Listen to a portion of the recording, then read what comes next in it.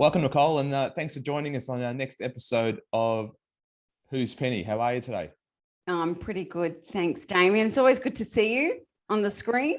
Do you like our new background? I'm impressed. It's nice. It's a softer color and it suits your tone. Lovely, and it's lovely to hear the dulcet tones with your new microphone. My new microphone that I've had for 2 years. Now, today I would like to let our listeners know on some quick tips for reviewing property contracts, because there is a lot of as we say, dodgy things that go on in contracts, and I think it'd be beneficial to give some information to our listeners around what to look out for, what you've been seeing, and how to navigate it. Easy for me. Number one is definitely, what does the title look like? What you're buying, what you're paying for is an actual title. So you've got to know what the boundaries look like, what type of title it is, if it's a strata, if it's a freestanding house as well, what the boundaries look like to those title.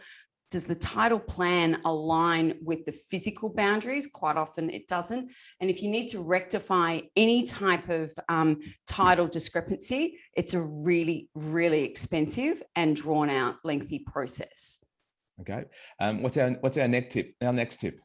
Next tip would definitely be critical dates. Be aware of those really important dates. When is the deposit due? When is the settlement due? What day of the week does it fall on? Make sure that your bank has enough time to meet those dates as well if you're borrowing or getting money from the bank. And any subject to building inspection, subject to pest inspection, or subject to finance, which, there's a lot of subject to finance contracts out there. And I'm sure you've seen some horror stories where people haven't dotted the I's and crossed the T's and missed settlement, missed payments, penalties incurred accordingly. Yeah, absolutely. Like they're critical dates for a reason, more for a purchaser. If you miss one of those dates or your legal representative misses one of those dates, there can be some financial consequences. It can trigger a default under the contract, and at an extreme level, you could get a notice of rescission, notice of default served on you for that breach. Okay, let's move on to our next tip. Yep.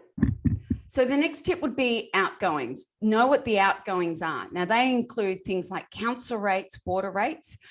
Is there any land tax that the vendor pays that you're responsible for adjusting at settlement? Now, this is one thing that really can trip up a lot of clients. They're buying a principal place of residence, but the vendor holds it as an investment. There might be a $5,000 land tax bill for that vendor, and you're responsible for paying a pro rata proportionate amount of that as a purchaser. It's an adjustable item. There are certainly lots of nuances that as a layperson, you don't really understand in this process, and you can just get tripped up by not even knowing what the basic parameters are.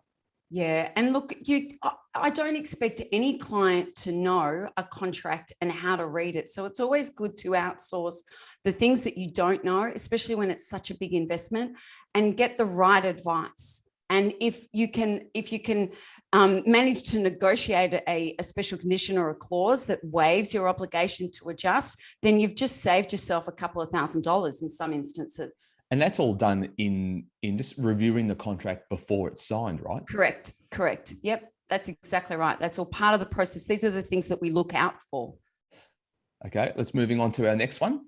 The next one would be planning, controls, zoning issues. So things like commercial one zoning, which happens to be, sort of a Collingwood, Abbotsford area. A lot of residential properties are in commercial one zoning. Now, it doesn't mean that they're not. It's the property is in breach of that if you're using it for residential purposes. It just means that your bank will look at that property a little bit differently. So if you're a first home buyer and you are looking at something that's in commercial one zoning and it's an apartment that's got non-compliant cladding, the likelihood is that bank will not do the deal for you. And Nicole, generally, this is when we're talking about from a Victorian point of view, but I would assume that these things that you're suggesting around commercial one zoning would be particularly relevant in all the other states around Australia as well, in some shape or form. Yeah, absolutely. And I think cladding is a national issue. It's not just, I mean, whilst we did have the two fires in the Neo 200 and the La Crosse Tower in Victoria, cladding is not just a state-centric issue for Victoria to deal with. So yes, that's something that you'd look out for in other states, especially if you're buying an apartment. That's where it's typically, present. Yep. Okay. And let's move on to our last tip for our listeners today. Unusual special conditions. So the life of the contract will end and expire, generally speaking, on the day of settlement. Now, if you've got a list of special conditions that trigger certain dates and deadlines and things like that, if you don't meet those, and they might fall directly in the lap of your legal representative to adhere to, but those unusual special conditions generally come in two forms. One, they're going to cost you extra money if you trigger a default or a breach of some sort, or it waives your right to claim any money against the vendor for compensation, or call on the vendor for rectification or repairs to the property and things like that. So it's buyer beware. You buy as is, but sometimes the special conditions can be very harsh and unconscionable for a purchaser. Nicole, thanks very much for providing those 5 tips for our listeners to save themselves a lot of heartache, but also save themselves a lot of money before they even sign a contract and commit to something so significant in their lives. Yeah, absolutely, Damian. I agree. I think it's really important when you're buying property, no matter who you go to, make sure that you're getting good legal advice based on that contract, because once you sign and it's binding, it's legal, and you've got to proceed with it regardless of your set of circumstances. And Nicole, normally we finish off all our Who's Penny interviews with an old trend that you'd like to come back. But as they say in part of contracts, I'm waiving your right today.